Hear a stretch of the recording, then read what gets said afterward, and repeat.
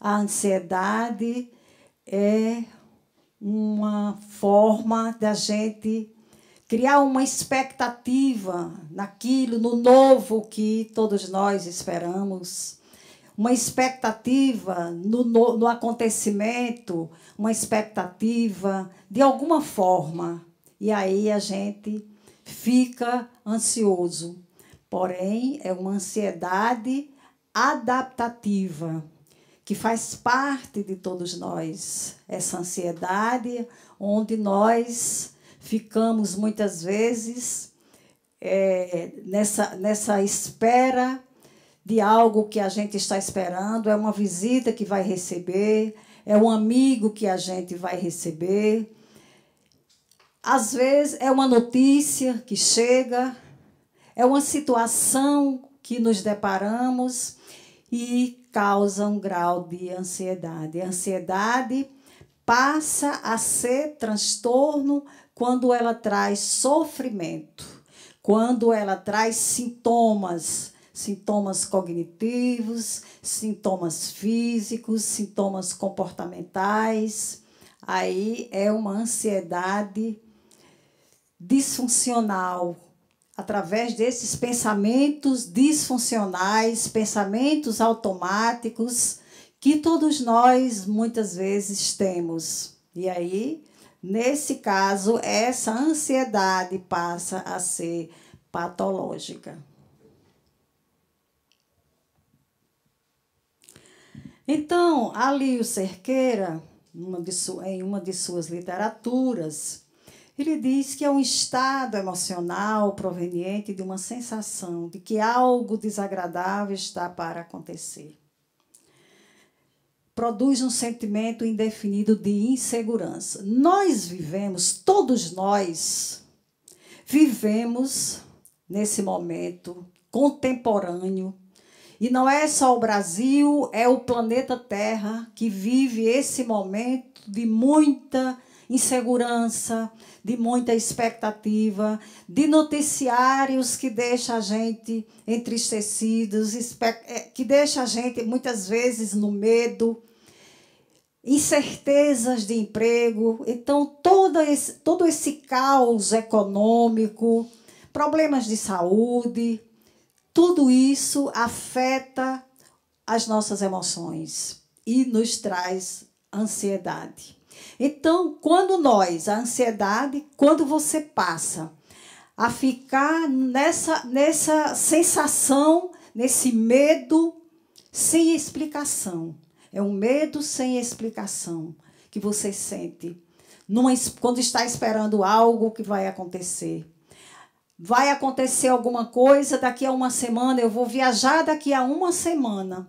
Mas aí, essa semana anterior, eu já me encontro ansiosa, preocupada, e a mala, e como eu vou ficar esses dias fora de casa, e meus familiares, e o que é que eu vou encontrar lá de novo, como vai ficar meus filhos, meu marido, minhas filhas, minha mulher, enfim. Você cria situações negativas, muitas vezes, porque aí vem esses pensamentos disfuncionais, esses pensamentos negativos, esses pensamentos automáticos, que a gente fica nessa insegurança. E aí a gente já começa a dizer, mas aí não vai dar certo. Porque é o primeiro pensamento que a gente tem, e aí é uma coisa assim bem automática mesmo, que vem esse pensamento. Quando a gente se programa para fazer algo diferente do nosso dia a dia, do nosso cotidiano, quando a gente investe em um projeto, a gente diz logo, mas não vai dar certo. O primeiro pensamento que vem é não vai dar certo.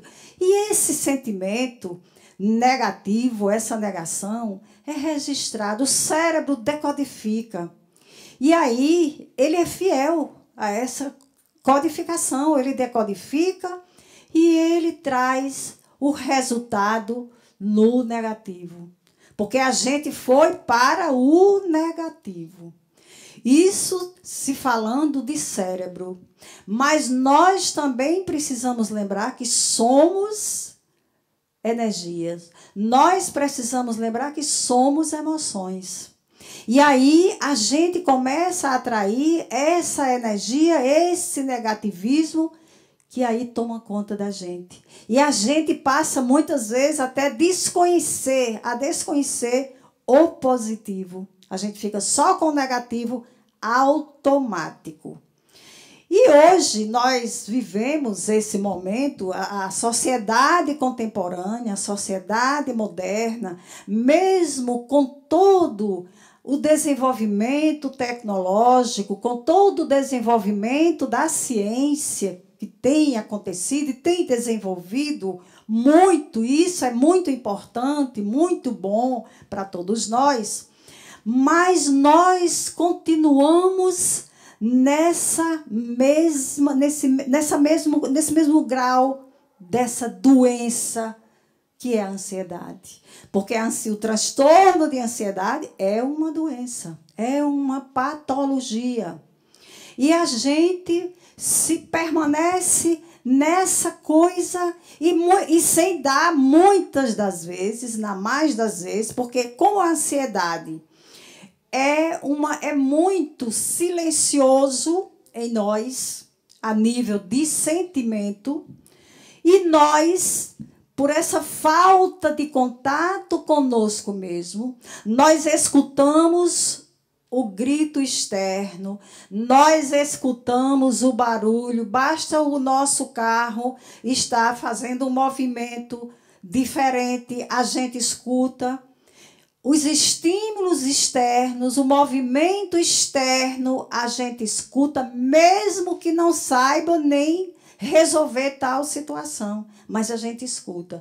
Mas o nosso interno, o nosso silêncio interior, nós não escutamos. E vamos carregando essa ansiedade e levando e se asfixiando dessa sensação de sufocação, porque o grau de ansiedade, e é por isso que as pessoas ficam com respiração curta, as pessoas sentem taquicardia, dificulta o sono, a concentração, você também perde muito a concentração, justamente por essa condensação energética que você fica, porque energia não para.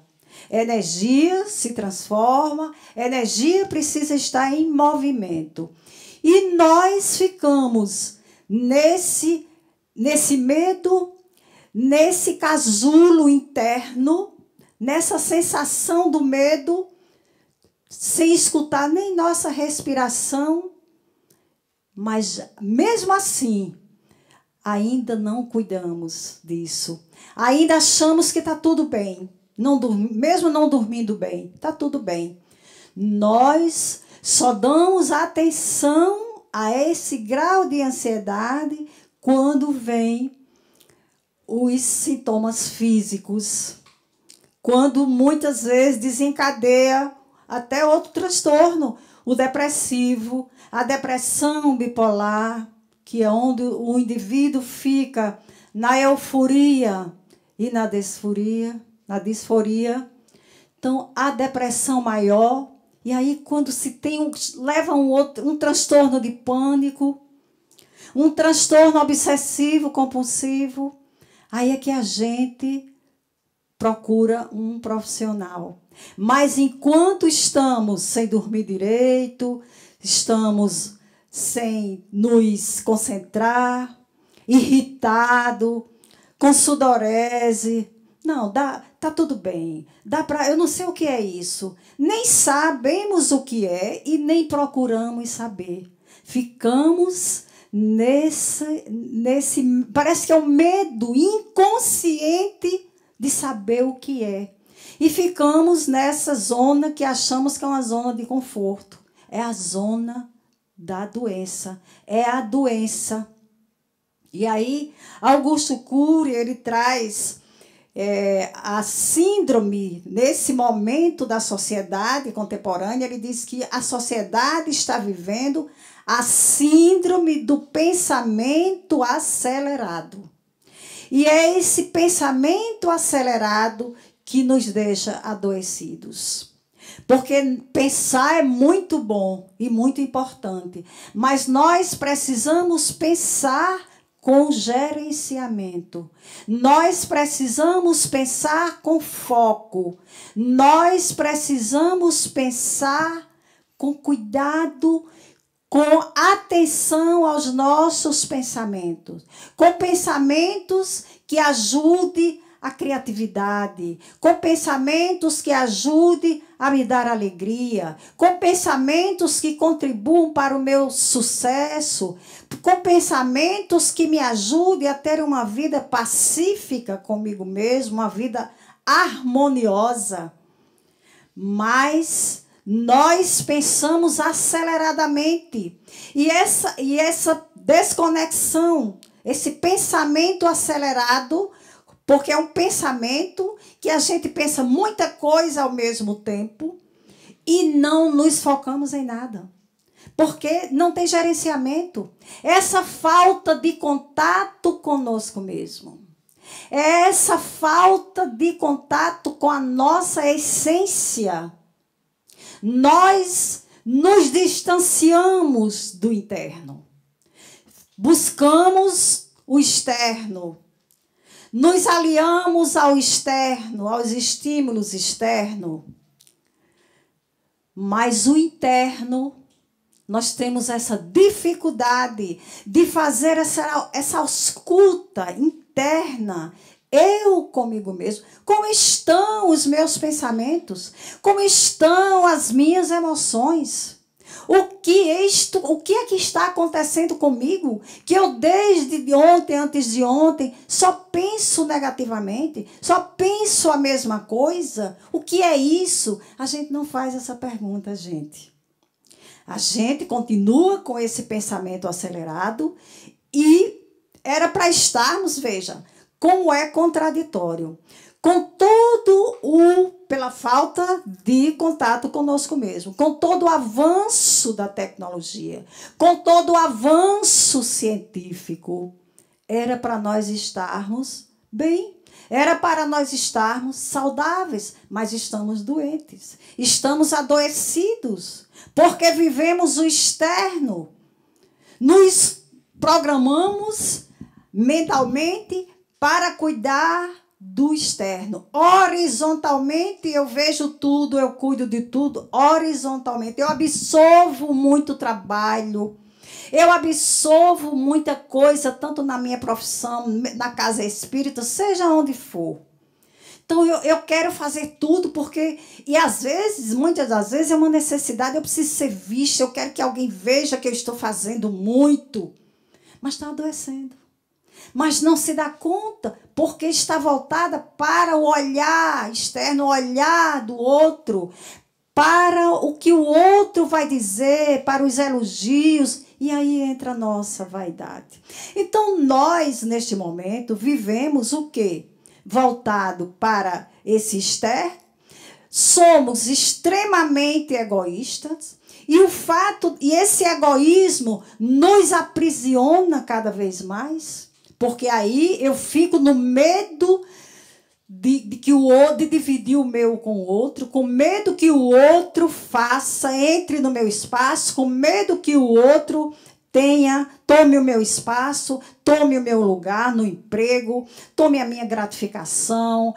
Então, nós vivemos esse momento de competitividade, mas não nos comunicamos conosco mesmo. E esse pensamento, as crianças, hoje, é de manhã na escola, à tarde na escola, à noite em algum outro lugar. Tem atividade o dia todo, os adolescentes, amanhã, tarde e noite. As crianças, o dia todo na escola. E aí, quando chega em casa, é no celular, que é importante. Nós precisamos de todos esses recursos tecnológicos. Nós precisamos de tudo isso, mas precisamos saber usar. Precisamos também disciplinar as nossas crianças para aprender a usar, para não chegar onde nós estamos. Ainda há tempo de disciplinar essas crianças. Mas nós nem somos disciplinados para usar esses recursos e nem disciplinamos as nossas crianças. E aí adoecemos. E o porquê adoecemos? Então, tem trilhões, bilhões, trilhões de células gritando dentro de nós mesmos. Gritando. O nosso cérebro grita também. Mude o seu estilo de vida. Eu não aguento mais.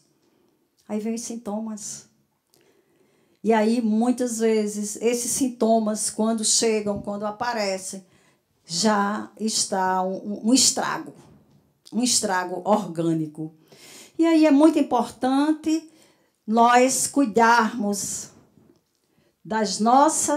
do nosso interno. É muito importante nós voltarmos a nossa atenção para nós mesmos.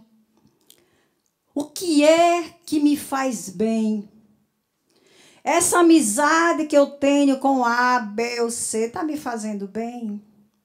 Eu fico aperreada, eu não confio em fulana, e fulano ou fulano. Então, tudo isso são momentos, são coisas que acontecem no nosso dia a dia e que a gente precisa começar a filtrar.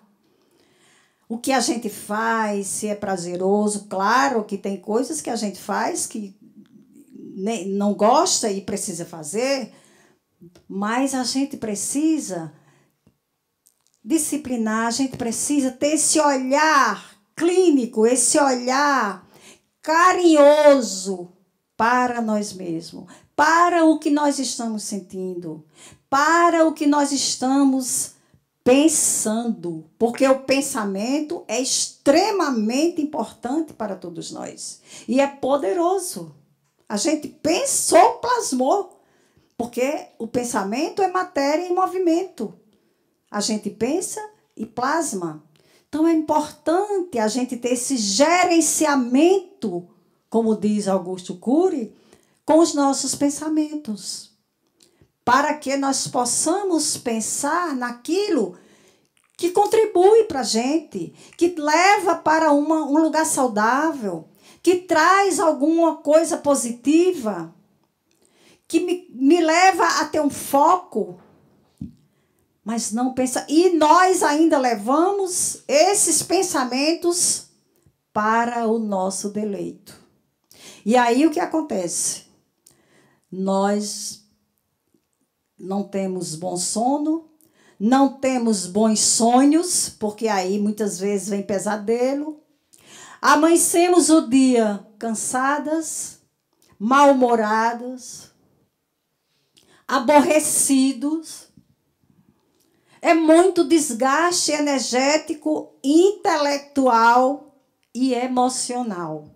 Quando nós levamos esses pensamentos para o nosso deleito, para o nosso sono. E aí o cérebro trabalha e no outro dia, por isso que a gente amanhece cansada.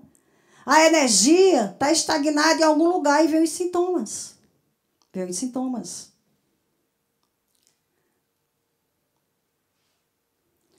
Então, no livro Pão Nosso, no capítulo 8, que ele cita Pedro, e aí Emmanuel nos traz é uma forma de Emmanuel dizer assim, olha, lembra-te de Pedro.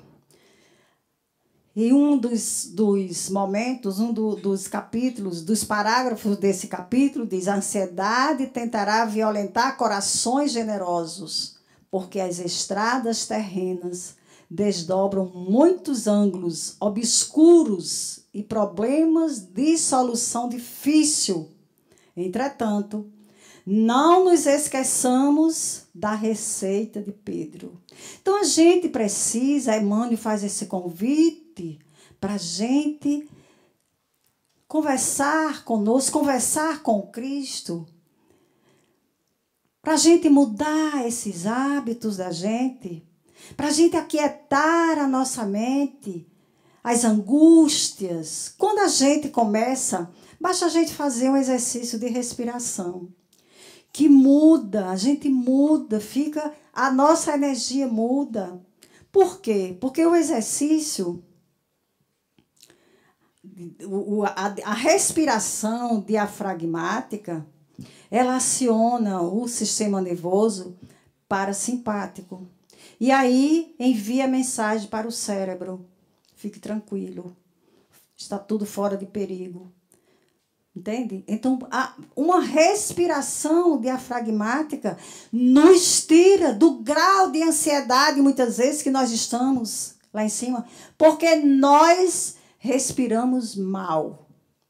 E ansiosos, no grau de ansiedade elevado, nós nem escutamos, nem percebemos a nossa respiração.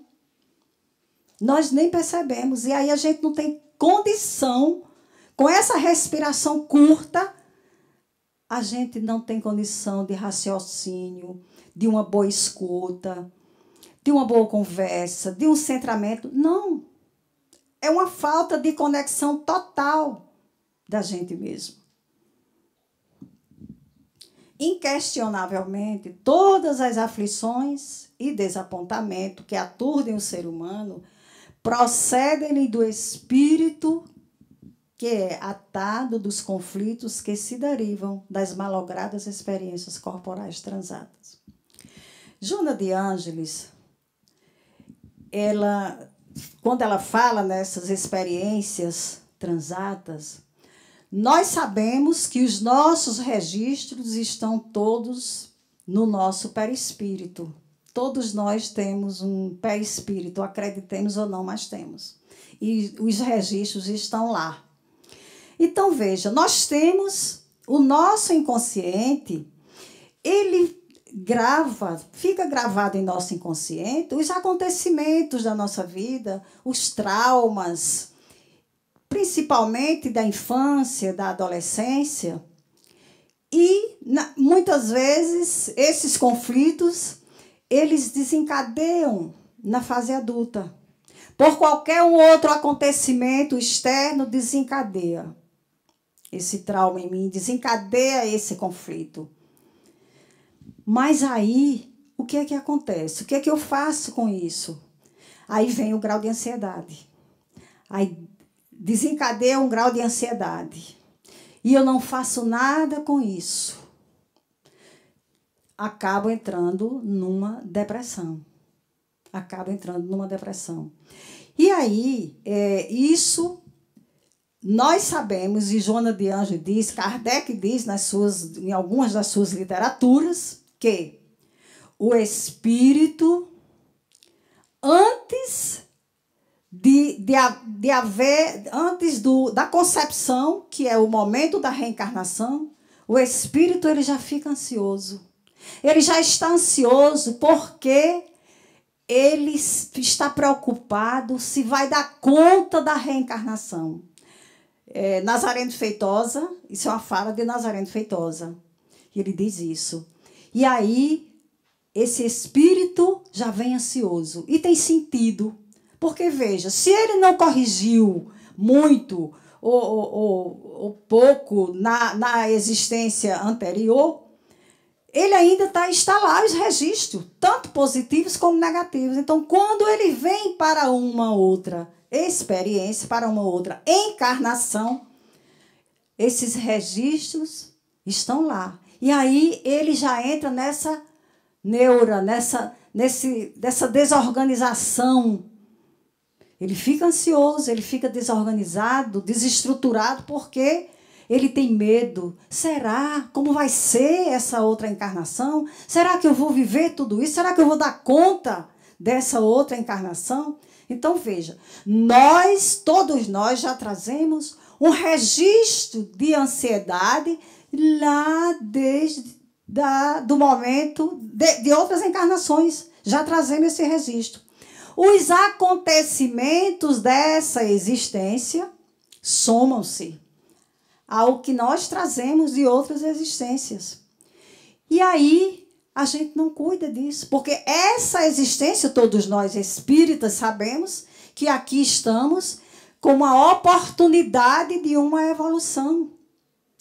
Essa é a grande oportunidade que o Pai Celestial dá a todos nós. Mas nós, como estamos ainda muito distante dessa essência que há em nós, muito distante de nós mesmos. Então, a gente acha que está fazendo o máximo aqui. Não está. A gente precisa muito ainda. O caminho é longo. O céu é longe. Outro dia eu escutei uma pessoa dizer, eu até sorri na hora, como Eva sorriu agora, porque eu escutei uma pessoa de um outro credo dizendo assim, fulana, e eu conhecia a pessoa a quem ele estava se referindo, conhecia desde o tempo de faculdade. E aí ele dizia, fulana, uma pessoa, olhe, deu o cartão dela da Unimed, minha mulher teve câncer de mama e ela deu o cartão da Unimed para minha mulher fazer o tratamento. Olha, aquela vai direto para o céu. Fulana vai direto para o céu quando ela desencarnou, porque ela desencarnou, inclusive, muito jovem, essa pessoa. E eu sorri, eu disse, meu Deus, quanta lei do engano. Porque essa pessoa era uma pessoa assim, muito disponível, muito comunicativa, mas extremamente orgulhosa, sabe? Uma pessoa assim que não saiu do lugar que chegou aqui no plano. Não saiu ainda. E eu digo, meu Deus, ele nem sabe que essa criatura precisa tanto de prece. Mas tanto. Mas no final eu disse a ele, reze muito por fulana, porque ela precisa muito de prece, ela morreu muito jovem, então ela precisa muito de prece. Então as pessoas acham que o fato de chegar uma pessoa na minha casa, eu receber muito bem, eu servir uma outra pessoa, eu emprestar um dinheiro, eu emprestar o carro, que carro não é, a gente não empresta, mas tem ocasiões que tem que ser, emprestar qualquer coisa, facilitar qualquer coisa. Então, essas coisas materiais, a gente acha que só isso vai para o céu. E a gente sabe que não é assim. Que não é assim, que nós precisamos fazer essa reforma interior, que aqui estamos, mas ainda não fizemos. E é por isso que estamos doentes. Por isso que somos extremamente adoecidos, porque estamos muito distante dessa essência.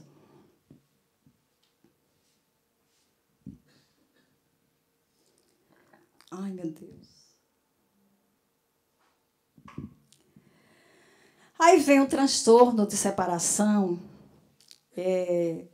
que aí, veja bem, esse transtorno de separação, ele acontece muitas vezes só na vida escolar, mas muitas vezes a criança já traz esse registro de separação desde sempre, desde os primeiros meses, quando a mãe precisa sair para trabalhar, termina o processo de amamentação, essa mãe precisa sair, precisa deixar essa criança com alguém. Então, aí já é um momento de separação.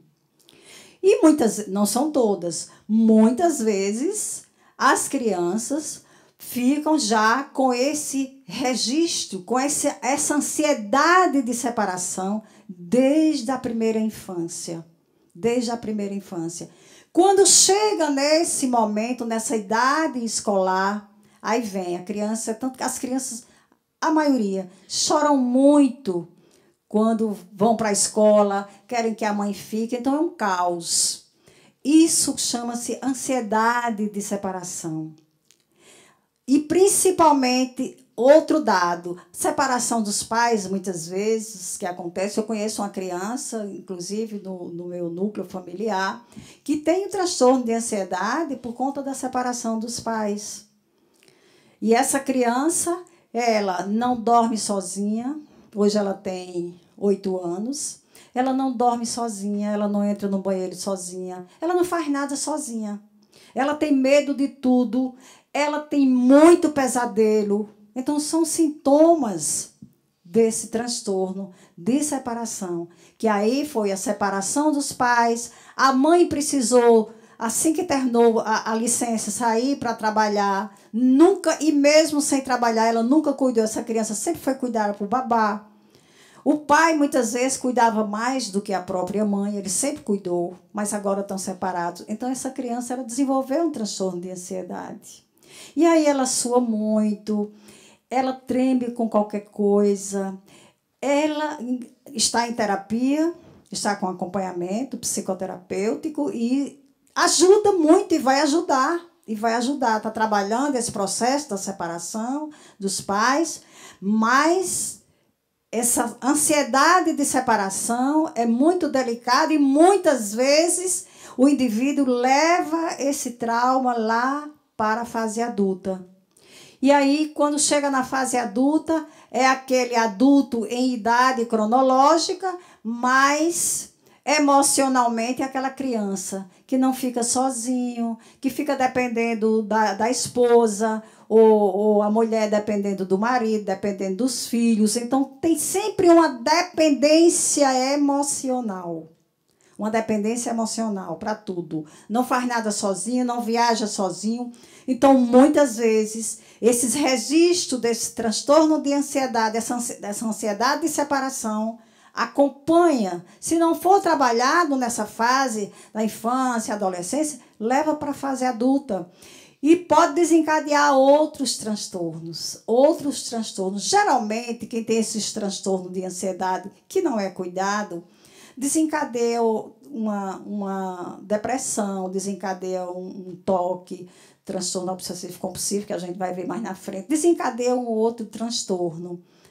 A gente não pode generalizar, mas, na mais das vezes, na mais dos casos, desencadeia para um outro transtorno. E aí vem a ansiedade generalizada. Justamente essa ansiedade que você sente por qualquer situação. Você vive eternamente naquele alerta. É o alerta, você vive no alerta, no grito de alerta. Então, fica endurecido, encolhido no medo e não sai do lugar. Não sai do lugar. Não cresce enquanto profissional. Porque, mesmo que busque, mas aí, na hora de uma prova, o grau de ansiedade está muito elevado, e aí estudou muito, mas na hora da prova, o grau de ansiedade não deixa lembrar do conteúdo que estudou. Fica lá, contido. Está lá, fechada, a gaveta está fechada. Então, é muito importante.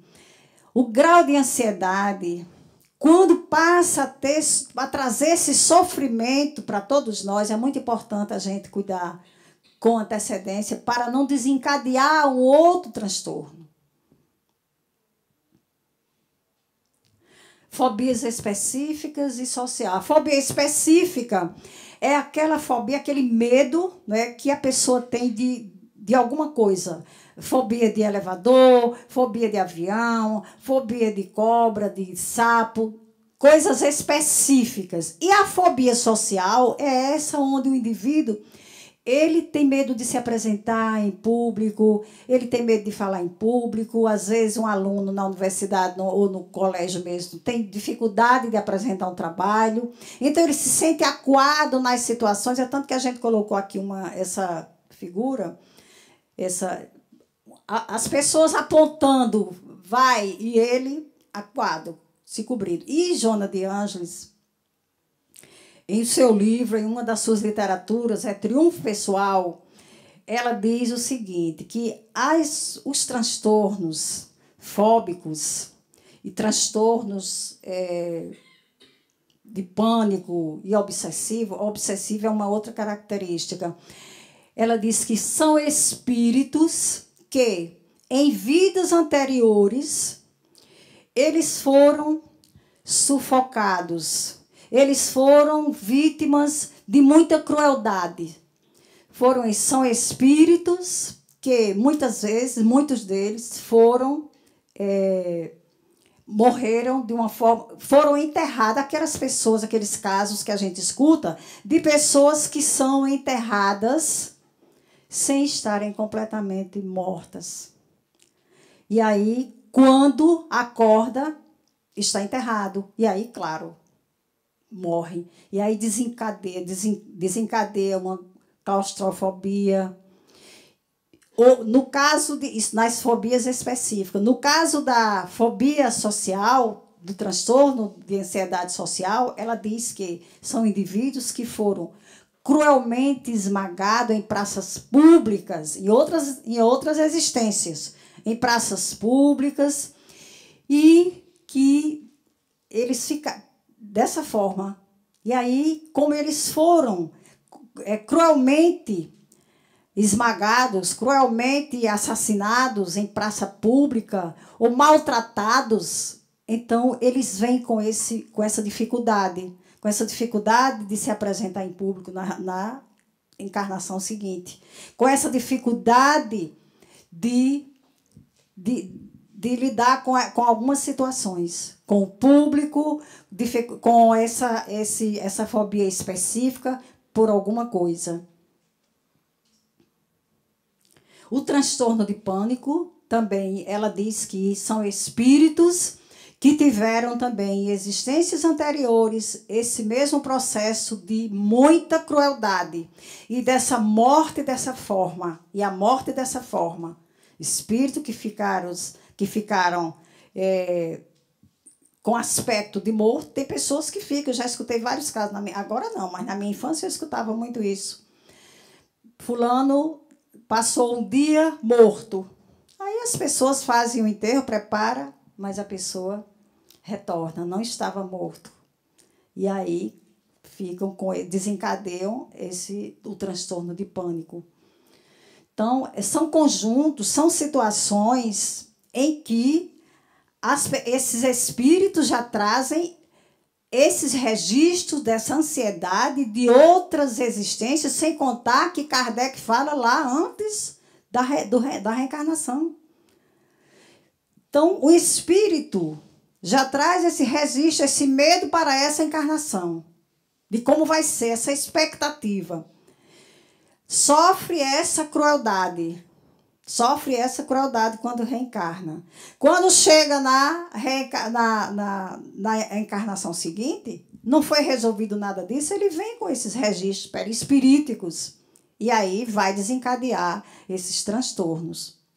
Necessariamente, veja, nós estamos aqui, não temos o fato de estarmos nessa encarnação, necessariamente a gente não tem que, se eu vim com uma predisposição a um transtorno de pânico, e o ambiente, aquele núcleo familiar, o ambiente onde eu fui desenvolvida emocionalmente, contribuiu para que eu reparasse esse dano, eu não vou desencadear isso. Então, o contexto familiar, o contexto social, conta muito. As nossas relações interpessoais e o nosso núcleo familiar contribuem muito para o desempenho, o desencadeamento dos transtornos que nós trazemos de outras existências. E o transtorno obsessivo-compulsivo, Joana de Ângeles, inclusive, diz que Pilatos, ele desenvolveu o toque, porque ele não suportou ver o sangue de Jesus, e de tanto ele lavar as mãos do sangue daquele que foi morto inocentemente, ele desencadeou um transtorno obsessivo-compulsivo. Joana de Ângeles diz isso na literatura, em uma das literaturas, é Triunfo Pessoal. Achei bem interessante esse caso.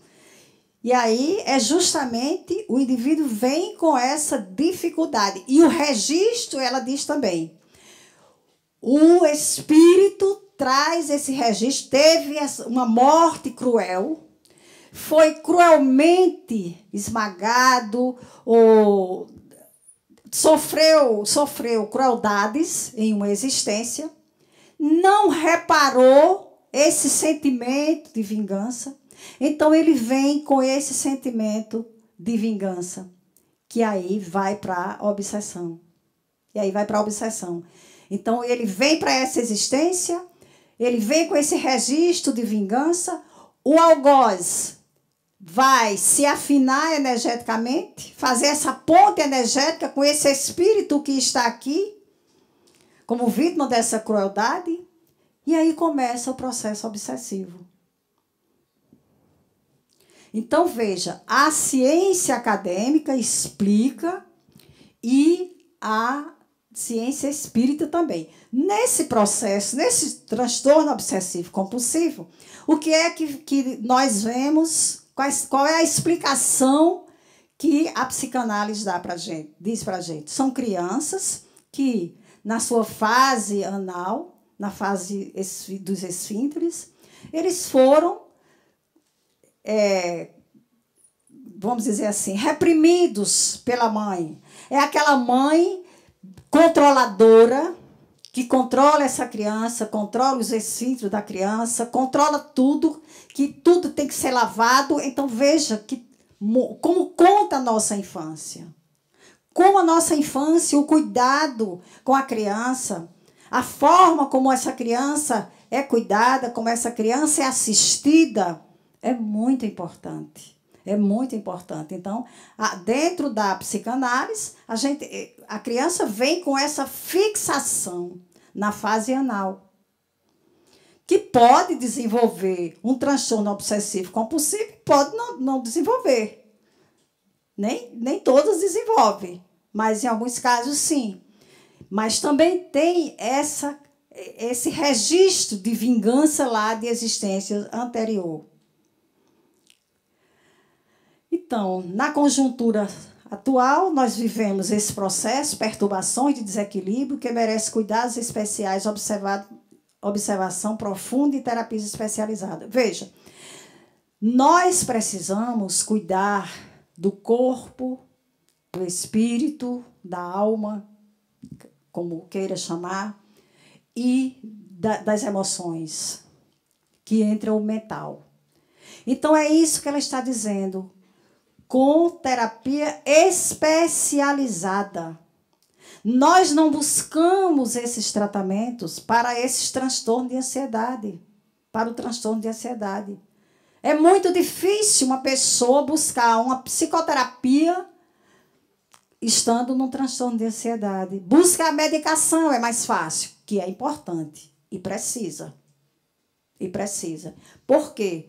Porque tem as questões orgânicas. E nós, enquanto psicólogos, não medicamos. Então, como nós somos aqui, isso é uma recomendação que a gente sempre faz, e eu sei que vocês também aqui, trabalhadores da casa, fazem isso. Qualquer transtorno precisa cuidar com a parte medicamentosa, precisa cuidar na parte espiritual, tratamento medicamentoso e o tratamento psicológico, o acompanhamento psicológico. Porque nós não somos só espírito aqui. Nós somos espírito, somos corpo, somos emoções. Então, precisamos cuidar desses 3 pilares. Cuidar dos 3 pilares. Aí vem os sintomas da ansiedade, os sintomas físicos, dor no peito, dor de cabeça, palpitações, tontura, alterações gastrointestinais. Por quê? Porque aumenta muito a substância gástrica. Os sintomas psíquicos, vem a insônia, vem a irritação, a inquietação, perda de concentração, entre outras perdas, entre outros sintomas que aparecem. E a terapêutica é o que nós acabamos de falar. Então, o farmacológico, porque vai cuidar dessa questão orgânica, os seus neurotransmissores precisam funcionarem adequadamente. A psicoterapia, por que a psicoterapia? Porque a psicoterapia é um momento que favorece a você entrar em contato, começar a descobrir o que é que tem por trás desse transtorno, o que é que desencadeou esse transtorno. Tem pessoas que só vivem alérgicas, com crise alérgica, só vivem gripadas, só vivem com crise de sinusite. A gente sabe que existem as viroses, que existe o período que a virose gripe todo mundo e outras viroses. Sim, tudo bem, é a virose, eu peguei uma virose. Ok, mas você pegou essa virose porque a sua imunidade está baixa. Então, essa busca na psicoterapia vai fazer essa busca, esse trabalho para você descobrir o que é em mim que eu preciso melhorar, porque as nossas respostas não estão no exterior. Não é o outro que vai me dar a resposta do que é melhor para mim, do que eu posso ficar bem, de como eu posso ficar bem. A resposta está dentro de mim mesmo.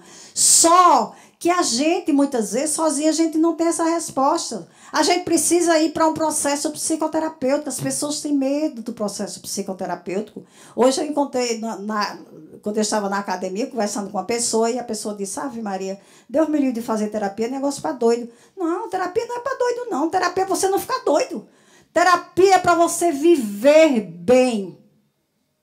Terapia, processo psicoterapêutico é para você viver bem, para você se conhecer, para você começar a fazer suas escolhas, para você gerenciar os seus pensamentos, os seus sentimentos, gerenciar a sua vida, os seus valores, o respeito à sua identidade.